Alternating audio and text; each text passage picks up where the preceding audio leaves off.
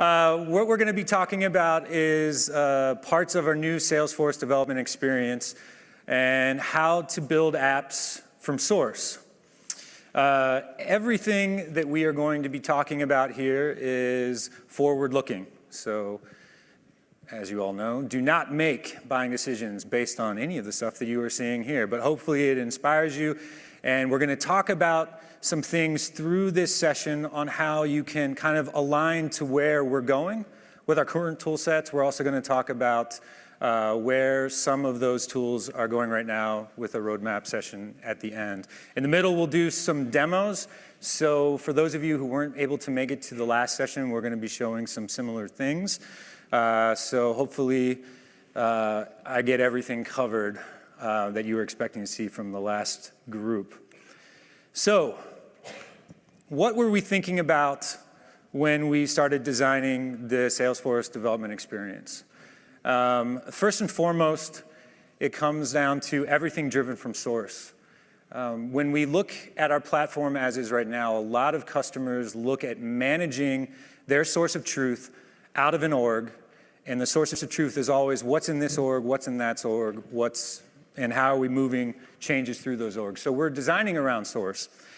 The other reason that we're doing that is because that's how professional developers work on all platforms, right? We want to make sure we have a development experience that allows you to use the tools that you use on a daily basis from other platforms. We want people to be able to come to Salesforce and immediately take that tool set and then wrap it around the Salesforce process. So this is about all of those things, making things more collaborative and making it easy for you. We talk about continuous delivery in a lot of our slides, and I think that's sort of the measuring stick for where we want this thing to go and when we can call it complete. When we can truly, through the entire flow, deliver you guys an automated workflow, allowing you to push to, say, your one production org, or for other reasons we're thinking about this, to 50 or 70 production orgs, which some of our customers have. So some of the differences between now and what you're going to get with the new Salesforce DX. So your source of truth, as I mentioned right now, it's typically around a runtime environment, but we want to get to a point where everything is coming out of version control. You're building everything from version control, and the workflows support that. Environments, because we have a mixed bag of how people use our environments, typically these are durable environments that are long-lasting. We're going to be offering an environment as part of this workflow that you can spin up many times very quickly, build it from source and configuration, and it'll work well for your CI and CD use cases. I'll talk more about that later. Development model, org-centric to team-centric, sure. And I think here we go again about the delivery model. We really want to push towards enabling continuous delivery like you get on your other platforms. CLI-driven is another crucial thing that I'll be talking about in a bit. I think you've seen maybe some of our CLI in our partner sessions and our partner keynote, the previous session as well. This is one of the cornerstones of our new development experience. So we'll be talking a lot about that, and I'll be showing that in the demonstration. So as you're thinking about what we're doing here, remember, source-driven, rapid testing, and open and shared developer experience.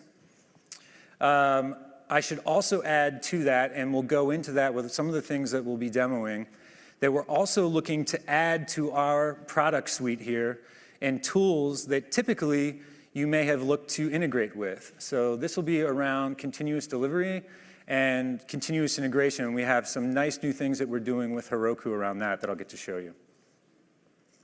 So recapping, what are we building? So we're working on environments, we're working on source code, we're updating our IDEs, pipelines, continuous integration. Before we were just integrating, now we can offer this.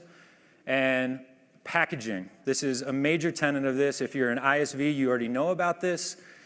If you're one of our customers that has been using Metadata API, Ant Deploy, and things like that, this is going to provide you a lot of benefits going forward. So source-driven development. So this is one of the teams that I'm working on directly.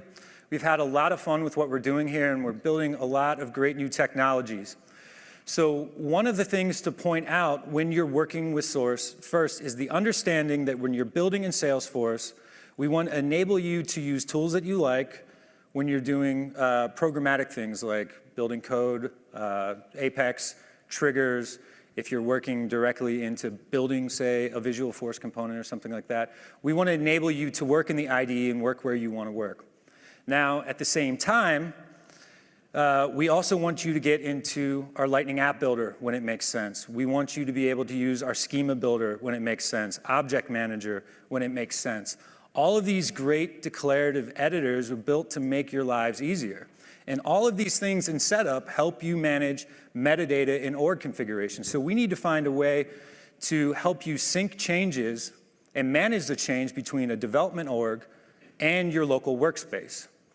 So the Source Sync API that we're providing here that works behind the scenes will help you to sync source from a project, and this is something that I'll demonstrate in a bit, with a workspace scratch org, and then we will start tracking changes at that point. So once we're set up, if you make a change on the file system, we'll note that we're making that change. If you make a modification in the org, we will track that change. And we will use these tools to help you synchronize and better manage how you integrate with a source control system. These things are also going to be extremely helpful with the performance of our tooling. So if you look at some of the things we do right now with our IDE, you may notice that sometimes when you go to do a save, it takes a little bit of time to deploy it because we are pushing everything. We do kind of things in bulk. There's not, in some cases, we aren't able to take advantage of the knowledge of knowing you've only made one change locally. We're going to be doing that now. When you do a metadata retrieve right now to sync down to your file system, this is going to help you out because you're not going to retrieve everything. You're just going to retrieve what has changed. This is also exciting further down the road when we start to look at how we're going to improve some of our declarative release management tooling. We're looking at these types of things to help people that are declarative users and only in that org so they can start tracking changes. This is going to be really, really important for us. Our CLI.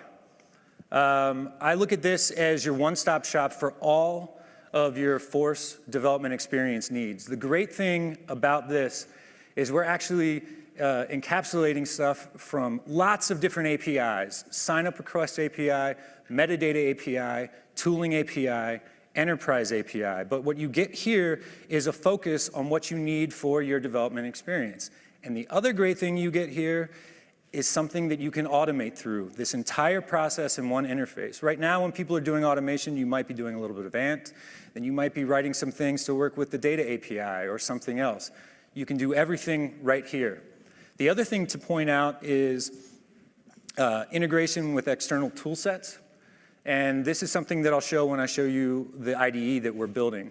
Our IDE is actually built and wrapped around this CLI. And the thing that enables this is we built it to have a programmatic interface as well. So you can configure it to have human readable responses, or you can configure it to return JSON responses. So we'll be working with our vendors and other tooling vendors that are interested in this and showing them how to wrap an IDE around this CLI going forward. The Eclipse enhancements. Wow, a lot of great things here. Some of the things I want to point out are the Lightning development experience things that we've added. Our very own Nick Chen showed some of these yesterday in the developer theater. As well as code completion, we'll have refactoring coming. And then down in the bottom left-hand corner, this is something I'll show in the demo. Again, we have our CLI commands right there available for you to use. So this is extremely powerful stuff. Really looking forward to showing you that. All right, our new development org. So we were talking about orgs earlier, and that in certain use cases right now, they're much more durable. You can only spin one up on a daily basis. So when we're talking about scratch orgs, we're building this so you'll be able to spin these up throughout the day and to meet the needs of things like your continuous integration system or for continuous delivery. The other nice thing, how many people work at ISVs or an ISV developers here? Okay. pay attention to the last bullet around org shape configuration. This is extremely beneficial for you. You can actually define what the org should look like when we spin it up. If you want an Enterprise Edition org, you can define that. You want Unlimited Edition, that's fine. We have a set of features that you can set, which are add-ons to certain editions, which normally you would have to ask for. This is huge for you. So org shape is a great improvement. This is a replacement to branch orgs? Yes, branch orgs. All right, continuous delivery and pipeline. So the next two slides are where we start to look into some new tool sets. So this is stuff that Heroku has always had, but now we're integrating the Salesforce experience into this tool set. So with pipelines, you're going to get all of the great things with review apps, and it'll be review apps of your Salesforce application. I should be able to show some of this actually as part of my demo as well. But review apps are fantastic, and also on this interface, continuous integration. So pipelines continuous integration works in conjunction with GitHub. So anytime I submit a Git pull request, we'll create a review app so someone can then look at what that review app is and then decide to merge the pull request. Anytime I do a Git push in my branch, though, we can have continuous integration kickoff to make sure it's running tests within my branch and make sure I'm passing all tests. The other thing to note is, along with the CLI that you've seen, everything that we're doing within this CI task, you can also do with your favorite CI tool, Jenkins, TeamCity, et cetera. Packaging. One of my probably favorite things about what we're doing here, and this is mainly because of what I think this is going to bring to customers who have been working on the Ant tool and the metadata API-based packaging. The great thing about packaging 2.0, and when you get to use this, is you'll be able to start envisioning your org, okay, as a set of applications, a set of logical containers. If you look at your org right now, if you have any installed managed packages, you get a good sense of what's going on in those areas. You can say, oh, this is this installed package, this is this set of components. When you look at the rest of your org, typically it's just blah. Here's this container of stuff. When we start to get into this package area, you'll be able to go to that same area and see your packages installed next to everything else, and really give your admins and your release managers an understanding of what's going on in this org. How are things related? How are components related? What version of a package do I have installed? If you're a multi-org customer where you have multiple production orgs that you're managing, this is extremely beneficial. Instead of just knowing that maybe you did a deployment on a certain day and maybe you forgot to track that in Artifactory or you can't figure it out in your version control system, you can literally go to every org and see, oh yeah, I got version this installed. I know exactly what that's related to, and trace it back through your development workflow. This is going to be a huge, huge benefit for you all. Okay, with that, I'm going to jump into a demo. What I'm going to be doing is a lot of stuff with our new CLI. And to start off, we'll show you that we are working from source, and let me pop back over here. So we are working out of this Git repository. So I cloned down from this. This is using our Dreamhouse app. I think you'll notice this. We're doing this in a lot of our sessions. We're all kind of working around this one application, which is really helpful. And it's another good way for you guys afterwards, just for anything that you're working on our platform, you can play around with this Dreamhouse app. So I've cloned that down. And the next thing I want to quickly show you is our CLI. Is that big enough for everyone to see? Bigger? Okay.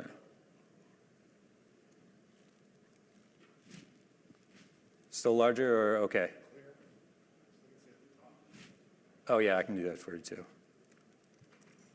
Okay, so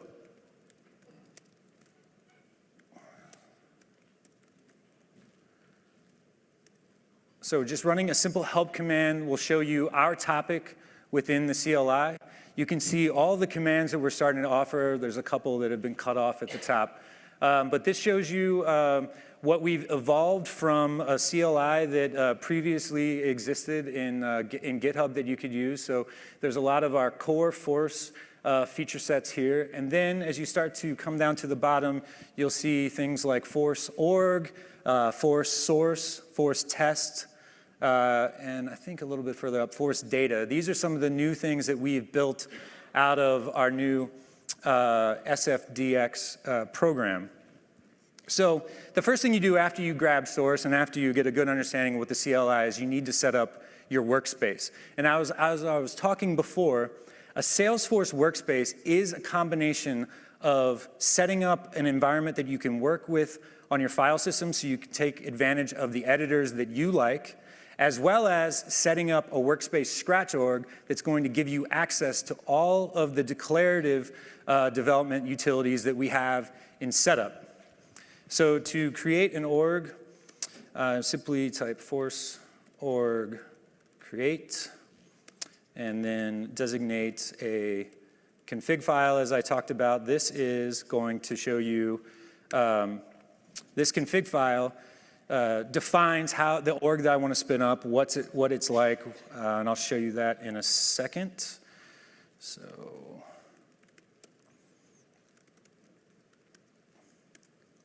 okay, so as you notice here, we spun this org up from a template, and I've set a few org preferences. And then if I show you, let me show you one more example I have, which is a little bit more robust. Okay, so this is a scratch definition that takes advantage of all the different features that we have for this. So notice the addition line, that's where you can set unlimited, enterprise, et cetera. Features like multi-currency, we're gonna have more of these. Basically for a lot of the ISVs, we look at what they request.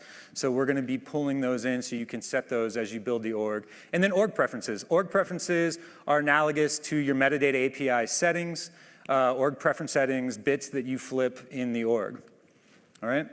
So now that we have our org created, the next thing that we want to do is actually do that first synchronization of Source and get this workspace set up.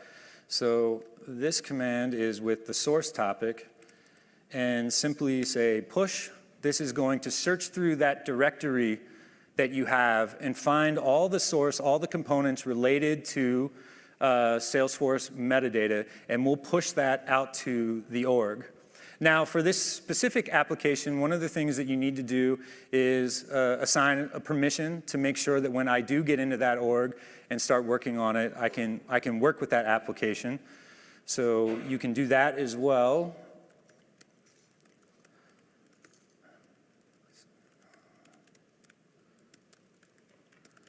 So that is the perm set for our Dreamhouse app. All right. The next thing that we want to do here is load some sample data. So we do have some sample data files. I'll show you what that looks like. It's a JSON file. So we'll load some sample data in here.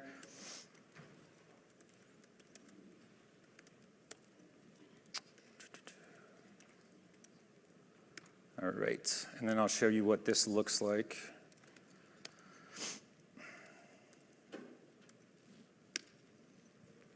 Okay, some really basic JSON to load a couple different data files. One for properties and the other for brokers. All right, so now that you have this set up, you have a couple options. If you want to start your development and you like to use your own editor, say you want to use VI, you can go ahead and do that. So let's open up one thing and just make a quick comment. So,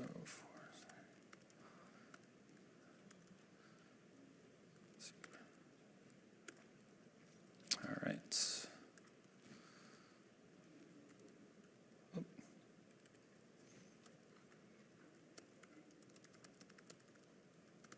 That's a great new comment. That looks fantastic. Okay, so once I've made that change locally, I can then go to synchronize again, and if I just type SFDX force source push, it should locate that one local change, and push that to the org. And it does. Oh, I had one other flexi page change in the org as well, or excuse me, in my local file system. And if I then want to go into and view the app and see the changes, simply from the command line, I can say SFDX force org open. So within the directory that we're working in, we're actually tracking the information and the tokens that you need to work with this org. This is running on a Sandbox instance. This is our Scratch org. And if I go into classes and property controller, let's make sure our change got there. Yeah, so we can see that we're able to add our new comment. That was pushed up with this API. Now, if I'm working with something in the org and I want to track that change, I can easily pull that back down. Now, so one thing I want to show you now is when we start to get into the org, one direction that we're starting to take is to give you the ability to do changes in context from the IDE. So if I switch over to that, I'm going to quickly set this up. I'm going to add this existing Git repo and then create a project.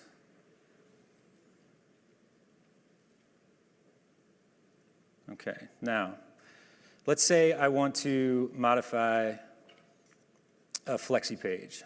And if I'm modifying a flexi page, the best application to be using for this is our Lightning App Builder. So one of the things that we have noticed is because you have your workspace org and you're local to your file system, it can be a bit of a mental shift to keep track of what's going on there. So we've started to work on a capability where you can just right-click on that specific component, edit in the browser, and it's going to open up the app builder. Let me get this focused again. Sorry, everyone. I'll just go full screen. It's going to open up the app builder directly in the context of your IDE.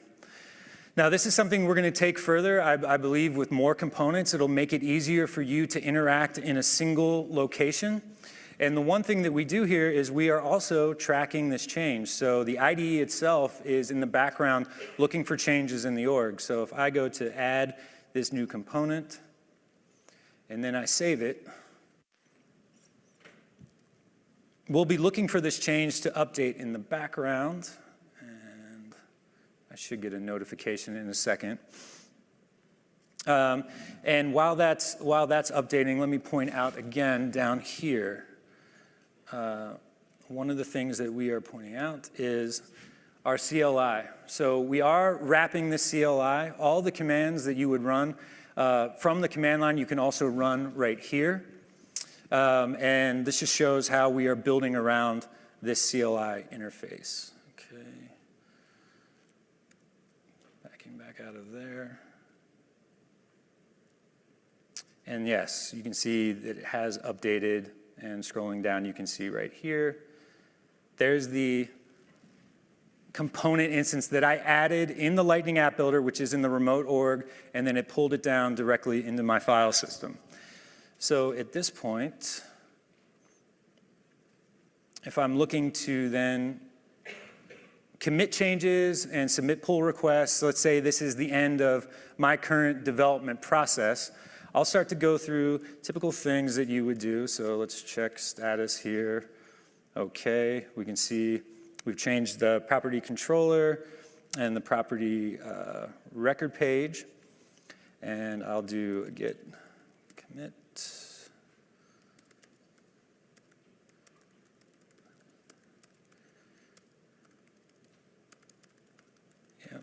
I am such a great commenter. All right.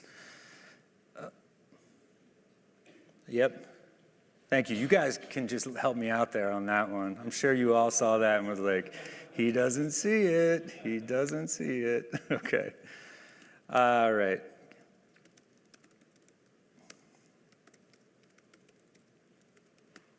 I'll push this back, and then I'll do one more thing here and submit a pull request, so then we can switch over. and look at our CI and CD.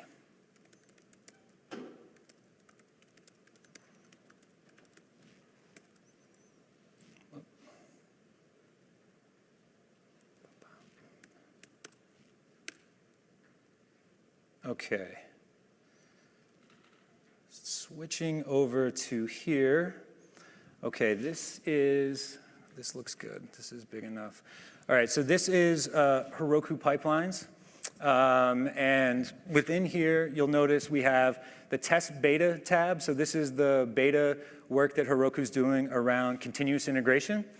And then, as you see just directly in pipelines, in this area, this is where review apps are built and where you can manage those. So for a pull request, each pull request will show that we're creating a review app. Let me just refresh the page here.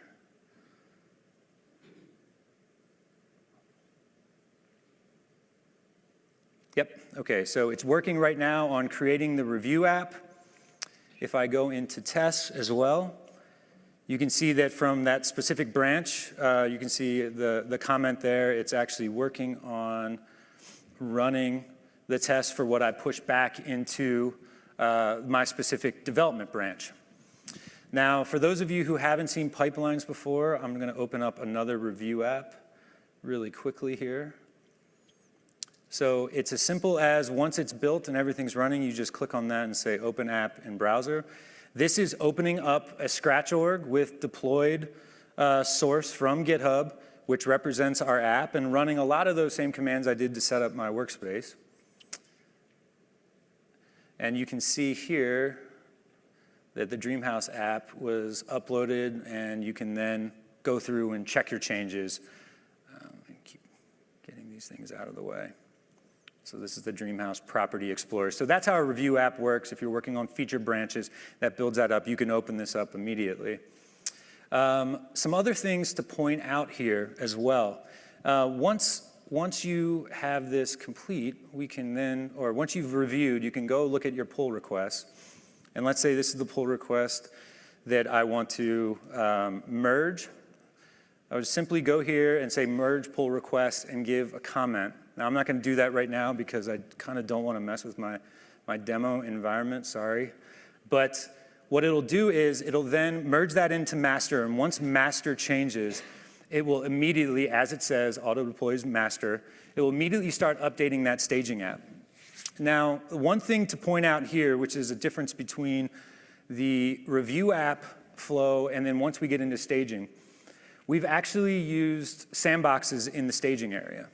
Now, this makes complete sense for when you're actually implementing continuous delivery.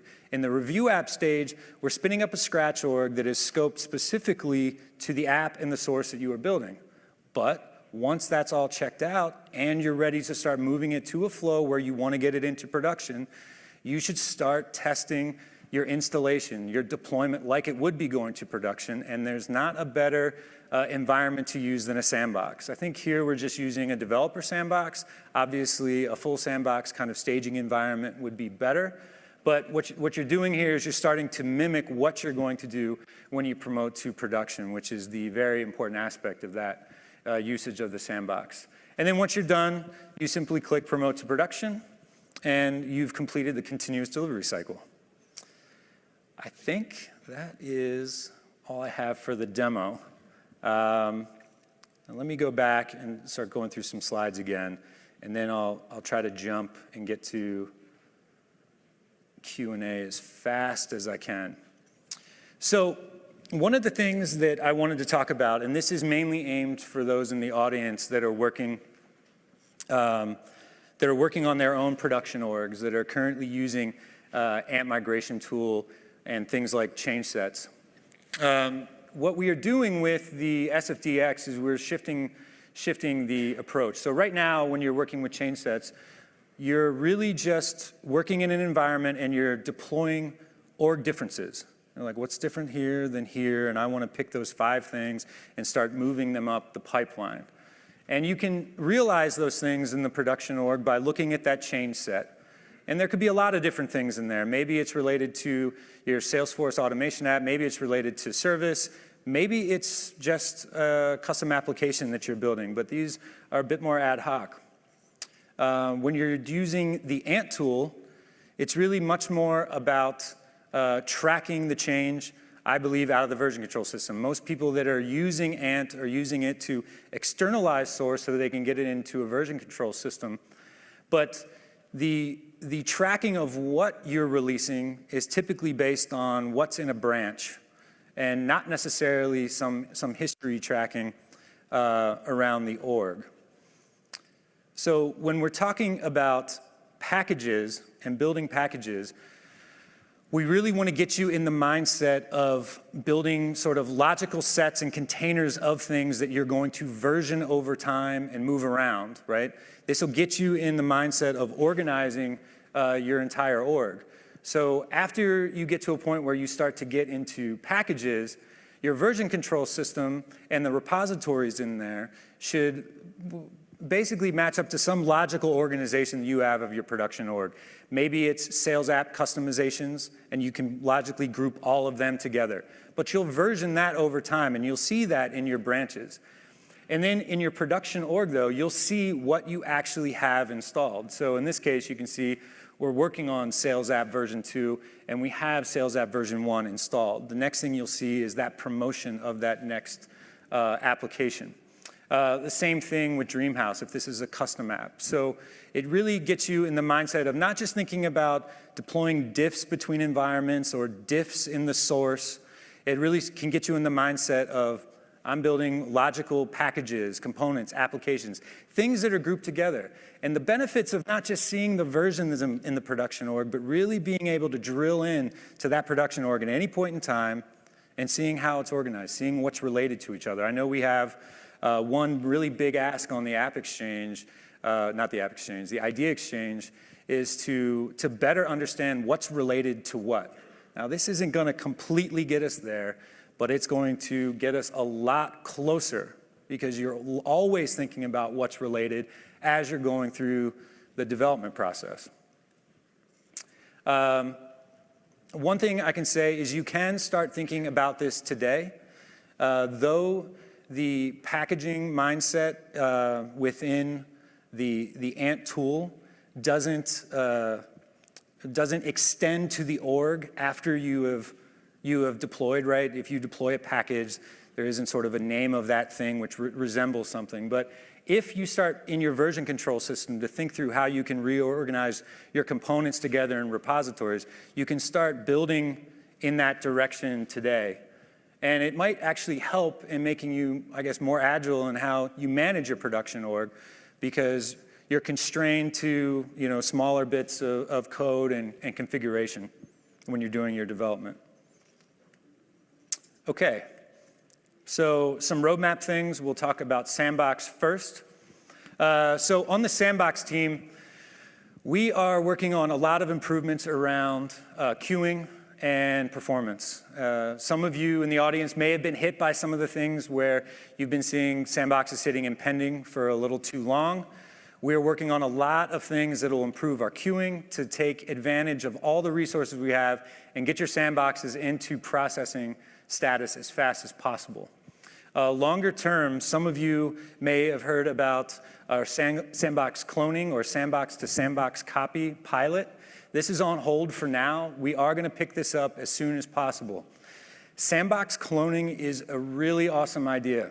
For those of you who have dev sandboxes and you need to do a lot of work in setting them up, maybe adding some data, some configuration values, things of that nature. Once you get it set up, you can then clone your dev sandbox, and it is effectively a full sandbox copy of your dev sandbox. So you can repeat that and set it up for your developers. The full sandbox use case is also a really important aspect of this. If you have a lot of data masking that you need to do after a sandbox refresh, if there's a lot of user access changes, certificates, integrations to development environments, external development environments, you can set that up one time and then create your full sandboxes from that copy going forward and save you a bunch of time.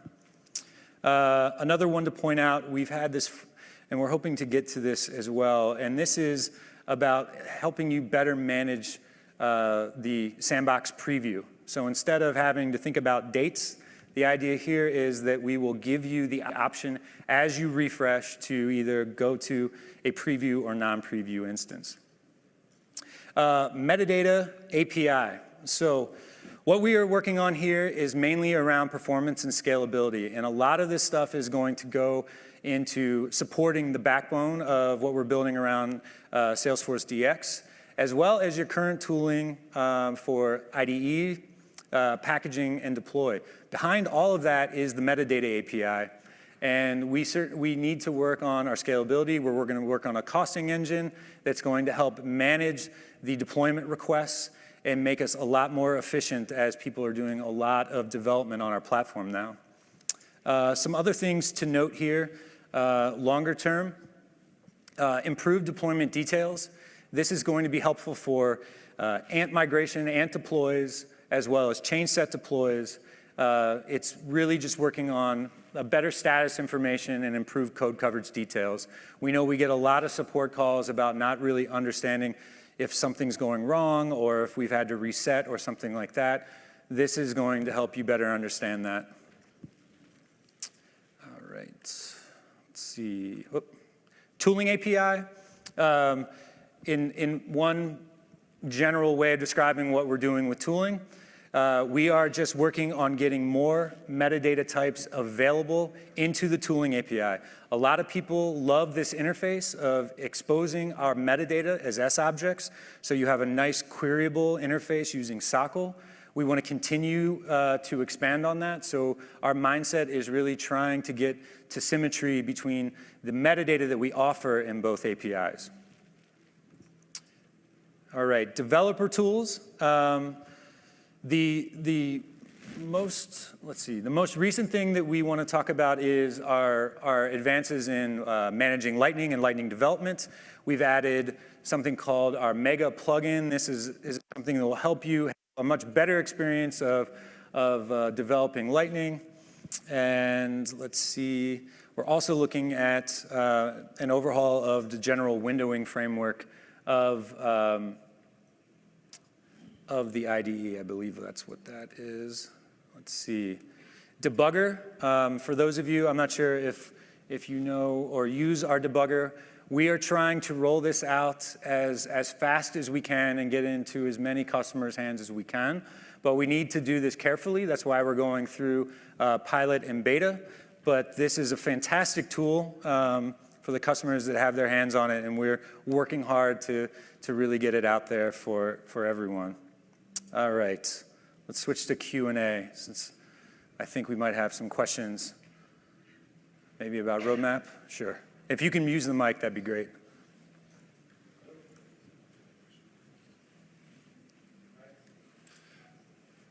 So I saw how you can package things up that aren't managed packages, organize your code, and I get all that. I think that's great, and it'll really help to understand what's in the org.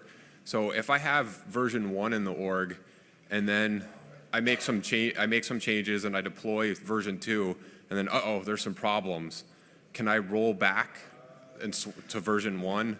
The rollback is something it's in our sites. So okay. When we look at the way that we do packaging deployments right now, it is all around, and similar to metadata deploy, if you don't add destructive changes in there, you're going to be doing an upsert. So we're going to be following that methodology to start, but rollback and manage of deletion and things that are being deleted is absolutely something that we want to take care of as part of that installation or rollback, the rollback process. Okay, thanks. A related question to the versioning and separation of components. Are you suggesting that we have a separate repo for each of the subject matter items, or a separate branch, or a separate naming convention to separate those items out for deployment? Well, so, okay, there's a few things there. So in general, the way that you want to manage your repositories, I'm gonna have to say that's up to you, and how you wanna manage them and how you wanna branch. So if the way that I guess I look at it is when you logically think about what you wanna start versioning together, I would think that would be a repository, and then you can start creating feature branches off of that. But it's really something that's up to your own design. Now, when it comes to names, you said naming.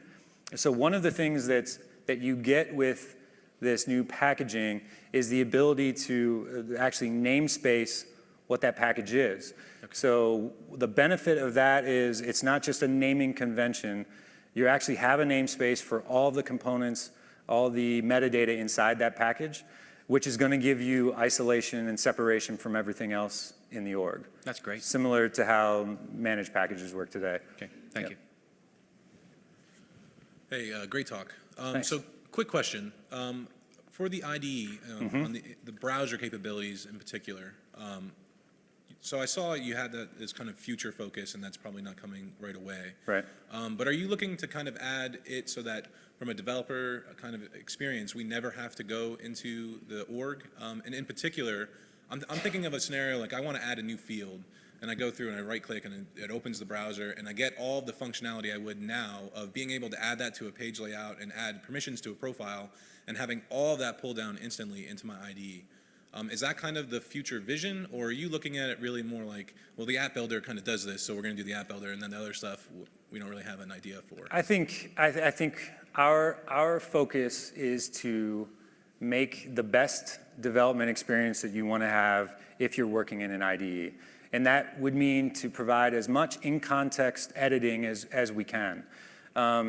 What our exact roadmap is for providing that right now, I don't know exactly how we're going to go about rolling that out. But the reason that we did that is because we started showing this to some users, and the mental mindset of having that cloud development workspace along with your local repository that needs to interact with a source control repository. It's a little bit of a thing to get used to. So if we can provide it in a single interface, that's going to be a lot better for you. Okay, perfect. Thank you. So my question is on the deployments, is there going to be an improvement on the dependencies that might be in part of that deployment? So if I'm creating new custom metadata types and putting those in my classes, are we going to be able to deploy them together? Because I don't believe currently you can. You have to deploy the custom metadata type first and then your classes. Yeah, that sounds like a gap or an issue that we should discuss. Why don't we table it afterwards, and I'll go hunt this down. You should be able to do that in a single deployment. Thank you. At least I think, right? Looking back there. So our architects in the back, they know the answers to everything. Okay. Is the namespace going to be hierarchical, like you can have something for your whole org and then have the packages underneath it for the various functional areas? So yes, so this is something that I'm sure our packaging product manager talked about in one of the ISV sessions. So there's a couple things that will be helpful here. And one is that you'll be able to have multiple packages have the same global namespace to start. So that's one helpful bit. And the other piece is we are looking at adding at least one level deep of something we're calling modules. So you'll be able to at least namespace one bit further with a module to help isolate within a specific global namespace. Yeah.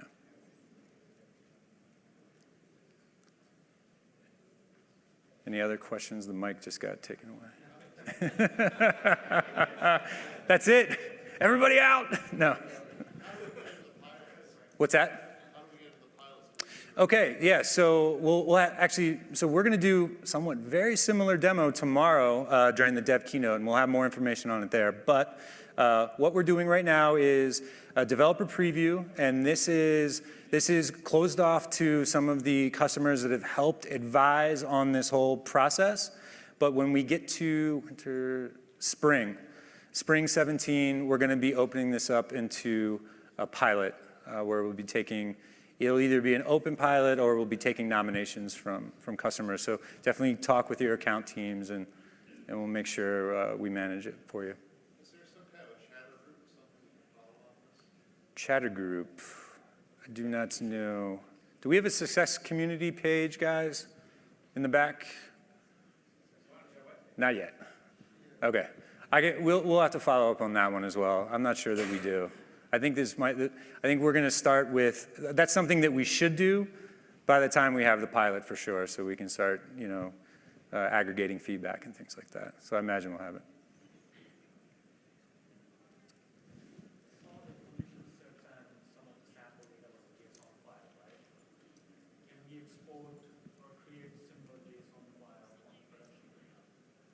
A similar JSON file for,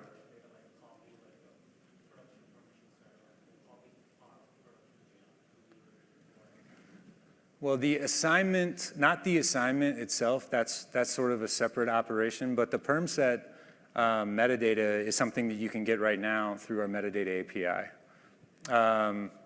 If you haven't done that before, we can talk about that a little bit afterwards. It's a bit of a tricky interface because it utilizes a junction when you're doing a retrieve. But let's follow up on that right afterwards. Any other questions? Thank you.